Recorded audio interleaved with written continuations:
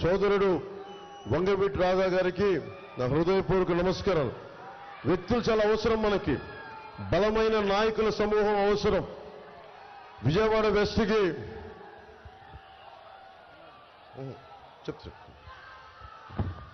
విజయవాడ నేను పార్టీ పోటీ చేస్తున్నాను, మనం కూటమి ఉందనగానే జలీల్ ఖాన్ గారు వచ్చారు ఫస్ట్ మన ఎమ్మెల్యే. జలీల్ ఖాన్ గారికి నేను తెలియకపోవచ్చు, కానీ చిన్నప్పుడు నాకు జలీల్ ఖాన్ గారు తెలుసు చిన్నప్పటి నుంచి. ఇక్కడ మాచవరంలో మా పెద్దమ్మ వాళ్ళు ఉండేవాళ్ళు. మరి ఇప్పుడు దర్శకుడిగా ఉన్నాడు మెహర్ రమేష్. మేమందరం ఇక్కడ మాచవరంలో నేను వచ్చేవాడిని. ఎప్పుడు సమ్మర్ హాలిడేస్కి వచ్చేవాడిని, వేసవి సెలవులకి వచ్చినప్పుడు చాలా నాకు అద్భుతంగా ఉండేది. అలాంటి కొండల్లో మాచవరం కూడా అలాంటి కొండను కూడా అక్కడికి వెళ్ళేవాడిని. అలాంటి సమయంలో మా పెద్దమ్మ అల్లుడు ముఖ్యంగా మాకు జలీల్ ఖాన్ గారి దగ్గర పనిచేసేవారు. ఆయనకి వ్యాపారంలో కొంత భాగస్వామ్యం పనిచేసేవారు ఆయనతోటి. అలా నాకు జలీల్ ఖాన్ గురించి ఎప్పుడు వినేవాడిని. అలాంటి జలీల్ ఖాన్ గారు వచ్చి మీరు అవకాశం ఇస్తే నేను వెస్ట్ నుంచి పోటీ చేస్తానంటే నాకు నిజంగా తెలియదు. కూటమి అన్ని కూర్చొని పెద్దలందరూ కూర్చొని మాట్లాడాలి. అలాంటిది జలీల్ ఖాన్ గారికి మనసు ఇప్పి నేను జనసేనలోకి వస్తానంటే మనస్ఫూర్తిగా రోజున ఒకటే చెప్పాను, జనసేనగా మీరు టీడీపీలో ఉన్న జనసేనలో ఉన్న మనందరం అన్ని పార్టీల ఐక్యతతో పనిచేస్తున్నాం.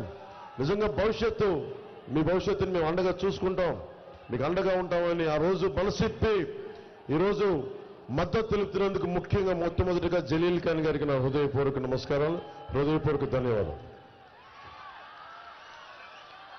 అలాగే జిల్లా రాష్ట్ర ఆర్గనైజింగ్ కార్యదర్శి ఎంఎస్ బైక్ గారికి నా హృదయపూర్వక నమస్కారాలు.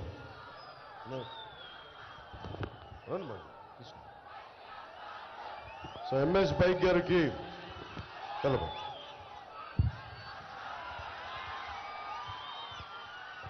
నా హృదయపూర్వక నమస్కారం. మీకు పోయినసారి తెలుసు విజయవాడ వెస్ట్కి వచ్చినప్పుడు ఎంత బలమైన నాకు స్పందన వచ్చిందో. ఈసారి కూటమి తీసుకున్నప్పుడు ఇది జనసేన స్థానం అని మనం కన్ఫర్మ్ అయ్యి మనకి గాజు గ్లాస్ గుర్తు జనసేనకి మన నియోజకవర్గం అయినప్పటికీ మన పోటీ మనకి పొత్తులో మనకి రావాల్సిన నియోజకవర్గం అయినప్పటికీ నన్ను భారతీయ జనతా అధినాయకత్వం ఒకటి అడిగింది.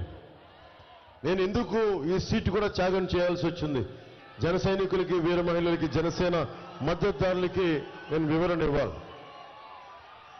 నన్ను అధినాయకత్వం ఒకటి అడిగాను ఇన్ని సంవత్సరాల నుంచి. 2014లో ఆ రోజున జనసేన టీడీపీ జనసేన భారతీయ జనతా పార్టీ ఎలా కలిసి వెళ్ళినాయో అరాచక పాలన అయిపోయింది.